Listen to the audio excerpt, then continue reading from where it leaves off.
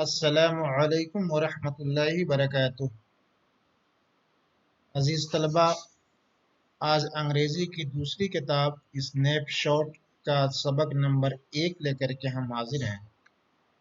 सबक नंबर 1 का टाइटल है the summer of the beautiful white horse. इसके राइटर हैं विलियम सरोयान। विलियम सरोयान ने इसमें दो बच्चों या एक कबीले का तस्करा किया है। दो भाई हैं, एक का नाम अरम है और दूसरे का नाम मुराद है। दोनों का वाकया का तज़किरा किया है। इस वाक़े को बयान करने वाला दूसरा पहला भाई अरम है। अरम इस वाक़े को नरेट करता है या बयान करता है। इस वाक़े में दो भाई हैं जो पुअर हैं, गरीब हैं, लेकिन हॉर्स राइडिंग के घोड़सवारी के बहुत शौकीन हैं। पैसा कहाँ से लावें कि घोड़ा खरीदें, ये एक मुश्किल अम्र था, लेकिन उसके बावजूद भी उनका भाई मुराद कजिन ने घोड़े का कहीं से इंतजाम किया और दोनों ने घुड़सवारी की। इस पूरे लेसन में हमें देखना है कि उस घोड़े को कहाँ से इंतजाम किया और ये कबीला, ये लोग कैसे जिंदगी गुजार रहे थे। खास तौर से इस लेसन में हमें ये देखना है कि ये अपनी बात को अंग्रेजी में कैसे वो एक्सप्रेस कर रहे हैं। अगर इन्हीं बातों को हमें भी अंग्रेजी में लिखनी हो तो हम कैसे लिख पाएंगे। तो इस वाक़े को पढ़ें और जुमले पे ध्यान दें कि जुमले को कैसे इस्तेमाल कर रहे हैं अपनी छोटी छोटी बातों को कहने के लिए। लेसन के आगाज से पहले सबक का एक इंट्रोडक्शन के तौर पे, तारुफ के तौर पे दो जुमले लिखते हैं।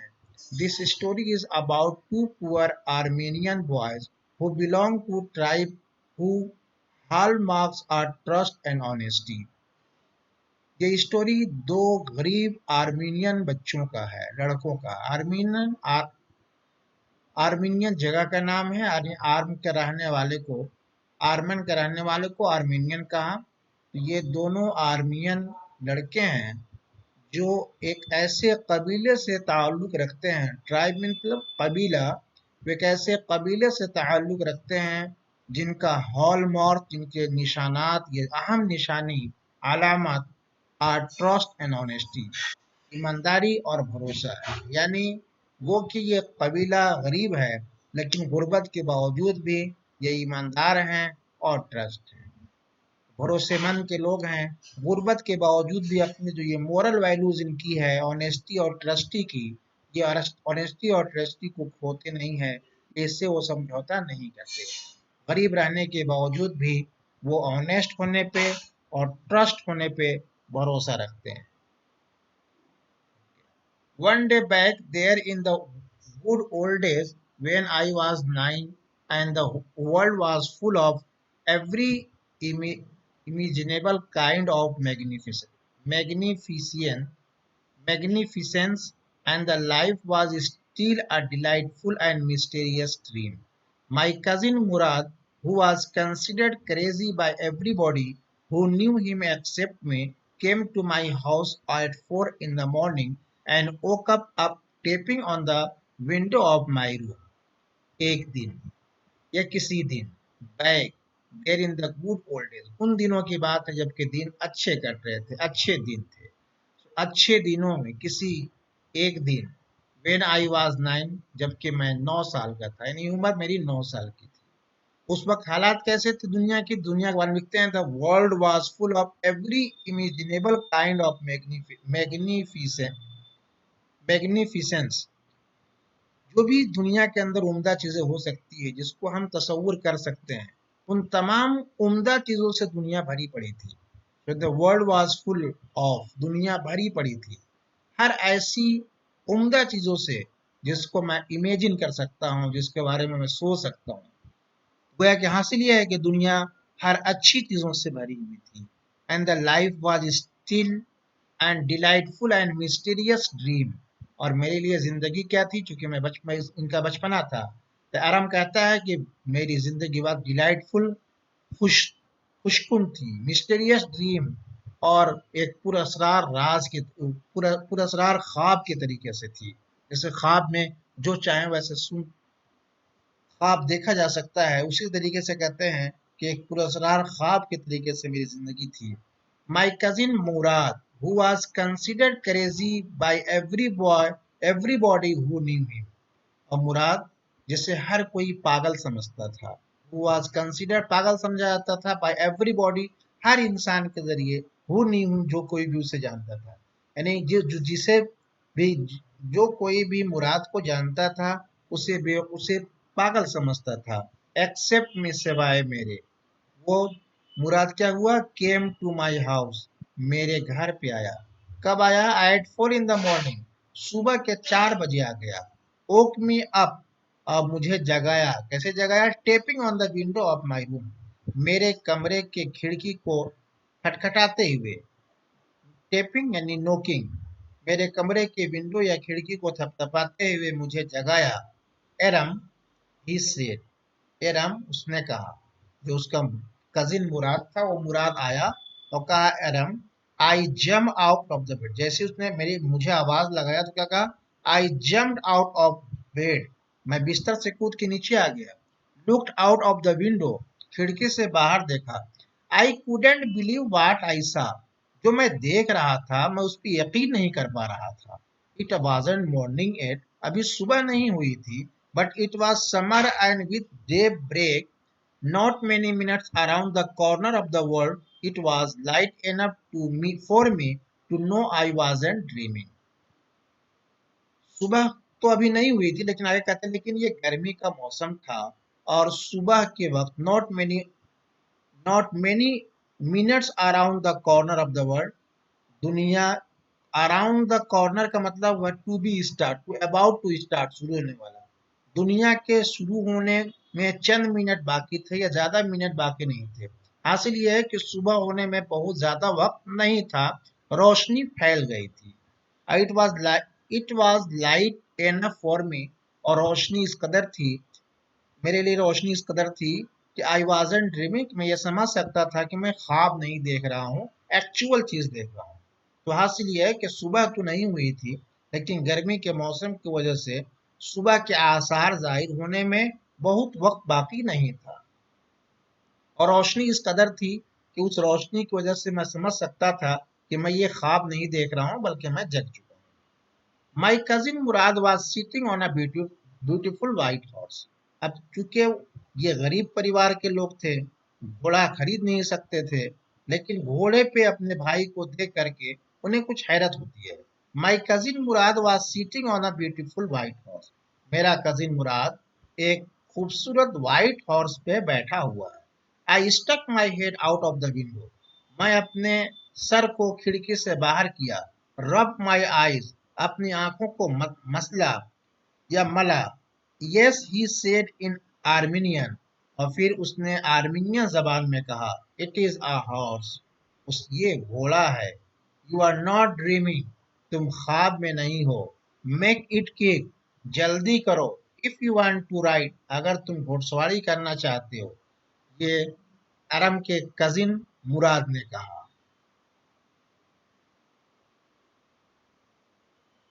आगे आरम कहते हैं, I knew my cousin Murad enjoy being alive more then my anybody else who had ever fallen into the world by mistake। बड़ी मजाक मजाक के तौर पे कहता है, आई न्यू मुझे पता है कि मेरा कजिन मुराद सबसे ज्यादा लुत्फानंदोज होने वाला है हर किसी इंसान से जो इस दुनिया में बाई मिस्टेक आ गया हो। यानी इस दुनिया में जो भी लोग आने आए हैं, उन दुनिया में सारे लोगों से सबसे ज्यादा लुत्फ उठाने वाला कौन है, वो मेरा भाई का कजिन है।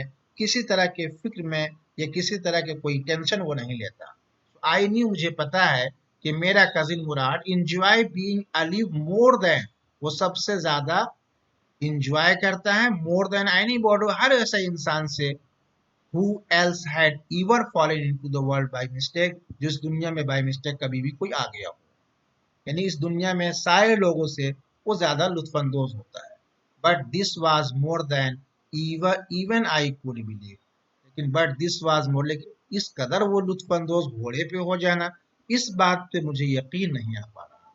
इतना तो मुझे पता था कि वो हर इंसान से या दुनिया के सारे लोगों से ज्यादा लुत्फानंदोज होता है, लेकिन इस कदर जो मैं देख रहा था कि घोड़े पे सवार है वो, मुझे इस बात पे यकीन नहीं आ रहा था। But this was more than even I could believe, लेकिन मुझे इस चीज पे यकीन नहीं हो पा रहा था।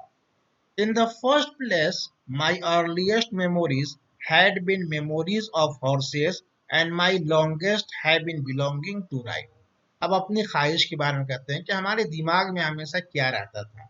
तो सबसे पहली मर्तबा में यानी जो सबसे इम्पोर्टेंट जो चीज थी वो पहली मर्तबा इम्पोर्टेंट को तो ये थे कि माई अर्लीस्ट मेमोरीज, हमारे सबसे पहले हमारे दिमागों में had been memories of horses, हमेशा घोड़ों का ख्याल होता था।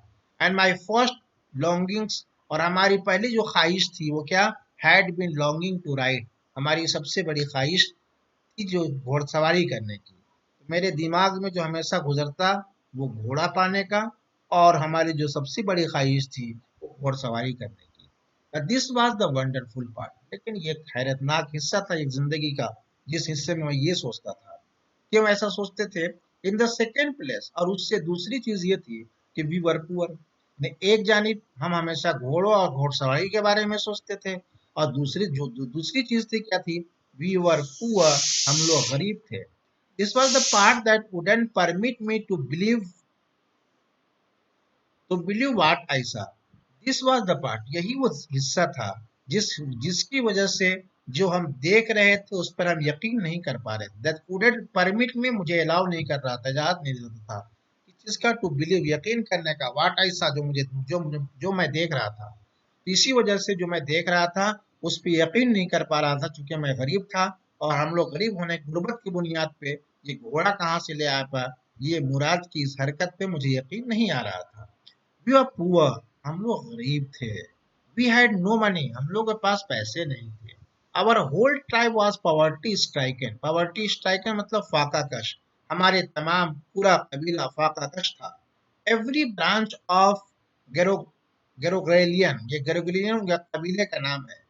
गेरोग्रेलियन का हर ब्रांच, हर हिस्सा, गेरोग्रेलियन फैमिली का हर हिस्सा was living in the most amazing and comical poverty in the world, दुनिया के अंदर सबसे गुर्बत के निचली सतह पे रहते थे। अमेजिंग मतलब हैरतनाक, कॉमिकल मतलब एक मजाकिया, मजाक के अंदाज तक की पॉवर्टी, जो पूरे का मतलब कर ले very very poor, was living in most amazing and comical poverty in the world, दुनिया में सबसे ज्यादा गरीब थे। Nobody could understand where where we ever got money enough to keep us with food in our bellies. Bellies मतलब पेट। हम में से कोई भी नहीं जान समझ पाता था कि हम कहाँ से इस पैसे को पाते हैं। To keep us food in our bellies, अपने पेटों को भरने के लिए, अपने पेटों में खाने को भरने के लिए या अपना खाना पाने के लिए हम पैसा कहाँ से पा पाते हैं, हम में से किसी को नहीं समझ में आता था। Not even the old man of the family, यहाँ तक कि हमारे खानदान के बूढ़े लोग भी इस बात को नहीं समझ पाते थे। Most important of all, though we were famous for our honesty, most important of all, और इनमें से सबसे अहम बात ये थी कि we are famous for our honesty, कि हम इस गुर्बत के बावजूद भी हम ईमानदारी के लिए मशहूर थे। We had been famous for our honesty for something like 11 centuries, और तकरीबन हम अपनी ऑनेस्टी आज दो चार 10 दिन या दो चार सालों के लिए नहीं, बल्कि कहते हैं 1100 सालों से हमारी ऑनेस्टी मशहूर थी, या हम ईमानदारी के लिए हम लोग मशहूर थे। Even when we had been the wealthiest family in what we like to think was the world. Even when we, यहाँ तक के जबकि हम कभी मालदार फैमिली भी रहे हैं, had been wealthiest family, हम सबसे ज्यादा मालदार भी रहे थे। In what we like to think was the world, जिसको दुनिया के बारे में हम सोच सकते हैं कि कितना मालदार हो सकता है। In what we like to think was the world, जिसके बारे में दुनिया के बारे में हम सोच सकते हैं, उस हालत में हम सबसे ज्यादा मालदार थे। We were proud first, हमें फख्र हासिल था। ऑनेस्टनेस, उसके बाद हमें ऑनेस्ट थे, ईमानदार थे। And after that we believe in right and wrong, और इसके बाद हम इस बात पे यकीन रखते थे कि क्या चीज़ गलत है और क्या चीज़ सही है। गलत और सही के इम्तियाज के साथ हम लोग काम करते थे। None of us would take advantage of anybody in the world. दुनिया में किसी दूसरे का हम फायदा नहीं लेते थे. Let alone steal. चोरी वगैरह की बात तो छोड़ दो, हम किसी से फायदा भी लेना नहीं चाहते थे. चोरी के तो गुमान भी नहीं हो सकता है. Consequently, नतीजतन, आखिरकार, even though I could see the horse, अगरचे मैं घोड़े को देख सकता था, जो so magnificent, जो बहुत उम्दा था. Even though I could smell it, अगरचे मैं उसको सूंघ सकता था, जिसकी सूंघत, जिसकी बू बहुत प्यारा प्यारा था. Even though I could hear it breathing, अगरचे हम उसके सांस लेने की आवाज को सुन सकते थे, जो so exciting, जो पूरा हौसला था. I couldn't believe the horse had anything to do with my cousin Murad, or with me, or with any of the other members of our family. But लेकिन मैं इस घोड़े पे यकीन नहीं कर सकता था कि ये घोड़े का ताल्लुक हमारे कजिन मुराद के साथ है, या मेरे साथ है, या हमारे फैमिली के किसी दूसरे मेंबर के साथ है. मैं इस बात पे यकीन नहीं कर पा रहा था कि घोड़ा न तो मुराद ला सकता है, न तो मैं ला सकता हूँ, न तो फैमिली के हमारे दूसरे मेंबर ला सकते हैं. अस्लीप और वेक, चाहे जगा हूँ या सोया हूँ, ऐसा हो नहीं सकता. क्यों नहीं हो सकता है? बिकॉज आई न्यू, चूंकि मुझे पता है कि my cousin Murad couldn't have bought the horse, कि मेरा कजिन मुराद घोड़ा तो नहीं खरीद सकता है. And if he couldn't have bought it, अगर वो घोड़ा खरीद सकता है तो he must have stolen it, तो उसको जरूर उसको चुराया होगा. And I refuse to believe he had stolen it. इसके बावजूद का एक तरफ तो कहता है कि जरूर वो अगर खरीद तो सकता नहीं, पैसा है नहीं, तो वो अगर उसके पास घोड़ा है इसका मतलब चोरी किया है. लेकिन कहता है लेकिन मुझे इस पे यकीन भी नहीं कर आ रहा था कि उसने चोरी किया हो, क्योंकि हमारे चोरी करने की कोई सिफत नहीं थी, इसलिए मुझे इस बात पे यकीन भी नहीं आ रहा था कि उसने चोरी किया है.